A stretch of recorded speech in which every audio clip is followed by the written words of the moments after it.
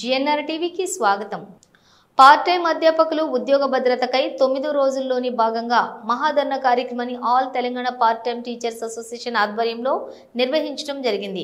ఈ కార్యక్రమానికి ముఖ్య అతిథిగా విచ్చేసిన మల్కాజ్గిరి పార్లమెంటు సభ్యులు ఈటెల రాజేందర్ హాజరై ప్రసంగిస్తూ ఎద్దు ఏడ్చిన వ్యవసాయం ఉండదు, రైతు ఏడ్చిన రాజ్యం ఉండదు, బడి చెప్పే పంతులు రోడ్లకు ఎక్కించిన పాలన ఆగదు అని వివరించారు।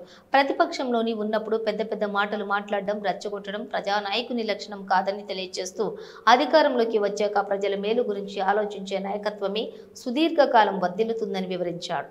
నాడు ప్రతిపక్షంలో ఉన్న Congress party university part time అధ్యాపకుల గురించి వాగ్దానాలు చేసి వారి సమస్యలను పరిష్కరిస్తామని, ఉద్యోగ భద్రత కల్పిస్తామని హామీలిచ్చి నేడు వారి జీవితాలను రోడ్ల మీద వేసే విధంగా తీసుకుంటున్నటువంటి నిర్ణయాలు అత్యంత దుర్మార్గమని వివరించాడు।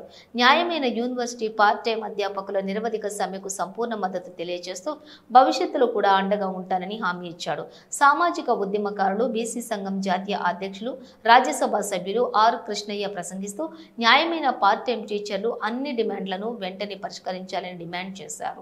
ఈ విషయమే 2 రోజులలో సీఎంతో మాట్లాడి పరిష్కారానికి చర్యలు తీసుకునేటట్టు చర్చిస్తానని హామీ ఇచ్చారు। డాక్టర్లకు మరియు టీచర్లకు అనుభవమే అత్యంత ముఖ్యమైన గీటురాయని తెలియజేస్తూ పార్ట్ టైం టీచర్స్ అందరినీ పర్మనెంట్ చేయాలని ప్రసంగించారు। మానవత్వంలో ఎట్లయితే అని చెప్పాలి అడిగే అవకాశం ఇవాళ మీరే కాకుండా మీ తమ్ముళ్ళు కూడా ఉన్నారు, డిగ్రీ కాలేజీలో, జూనియర్ కాలేజీలో గెస్ట్ లెక్చరర్. నేను లాస్ట్ అసెంబ్లీ లాస్ట్గా దాంతో క్లోజ్ అవుతుంది, నా లాస్ట్ అసెంబ్లీలో మాట్లాడినాను। మేధావుల జీతం ముఖ్యమంత్రి గారు ఇప్పటికైనా బేసిజాలు పక్కకు పెట్టి ఈ గెస్ట్ లెక్చరర్లు, ఈ పార్ట్ టైం లెక్చరర్లు, కాంట్రాక్ట్ లెక్చరర్లు కనుక కనీసం వాళ్ళకు పే స్కేల్స్ ఉన్నాయి కాబట్టి అట్లీస్ట్ వాళ్ళకి ఉద్యోగ భద్రత ఇవ్వండి, ఆన్ పార్ విత్ సమాన పని సమాన వేతనం ఇవ్వమని చెప్పుకోలేడం మనం. అప్పుడు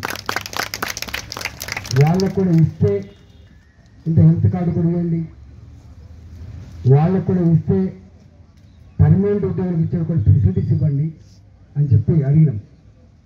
ముఖ్యమంత్రి గారు లేచినప్పుడు అవును నిజమే మీరు చెప్పింది న్యాయబద్ధమైంది, రాజేంద్ర గారి సూచనల మేరకు ఆయన అనుభవం ఎక్కువ ఉంటుంది కాబట్టి మీరు మంత్రులుగా మాట్లాడి మీ సమస్యలు పరిష్కరించమని చెప్పినప్పుడు సంతోషపడ్డాం మేము। అప్పుడంతా రాజకీయ ఉపన్యాసాలు నడుస్తుంటే నేను ఊళ్ళని ఎత్తుకున్నప్పుడు ఆయన ఇచ్చిన మాట, కానీ ఆయన చేయలే ఇవాళ ప్రజా పరిపాలన, ఇవాళ నడుస్తున్న ప్రజా పరిపాలన కనీసం వీళ్ళన్నా రెక్టిఫై చేస్తారేమని చెప్పి భావించడం 16 నెలలు అవుతుంది, కాలే। అయితే ఒక బాధ అనిపించే అంశం ఏంటంటే మేము ఇవాళ ఎట్లయితే మాట్లాడుతున్నామో మాలాగానే మాట్లాడే అనేక మంది మేధావులు, పెద్దలు ఆ ప్రభుత్వంలో సలహాదారులుగా ఉన్నారు, బాధ్యతలు ఉన్నారు।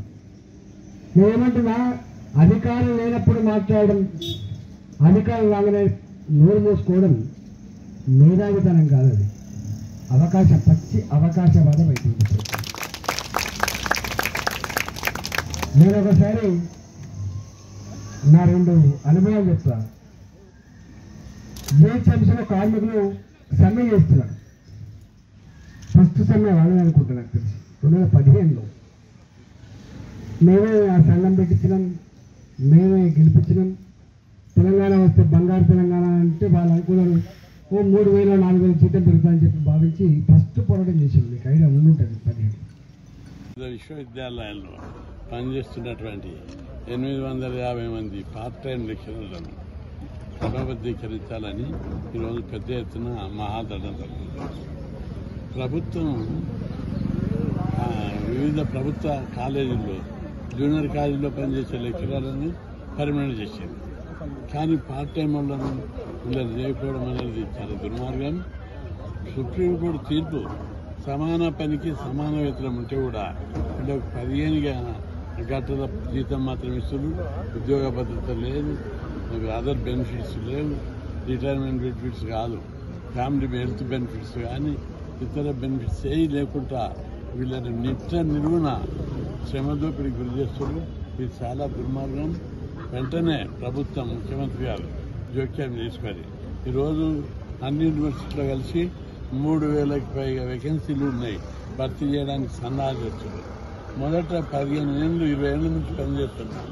వీళ్ళ అనుభవం, విషయాల పరిజ్ఞానం, వీళ్ళు బుక్కులు రాస్తున్నారు, థీసిస్ రాస్తున్నారు, పిహెచ్డీలు ఇస్తున్నారు, విశేష పరిజ్ఞానం ఉంది. వీళ్లకు మించిగా కొత్తల్లో వచ్చేమన్నా చేసేది ఏమి ఉండదు. కాబట్టి వైద్యం లోపల, విద్య లోపల అనుభవానికి మించినటువంటిది వేరే లేదు. కాబట్టి విశేష పరిజ్ఞానము, విషయ పరిజ్ఞానము, అనుభవం ఉన్నటువంటి పార్ట్ టైం లెక్చరర్లను వెంటనే పర్మనెంట్ చేయాలని చెప్పి ప్రభుత్వానికి నేను విజ్ఞప్తి చేస్తున్నా. వీరికి పూర్తి మద్దతు ప్రకటిస్తున్నాము. వీళ్ళని భర్తీ చేస్తూ మిగతా పోస్టులకు భర్తీ చేయాలని చెప్పి డిమాండ్ చేస్తున్నాం. వీళ్ళకి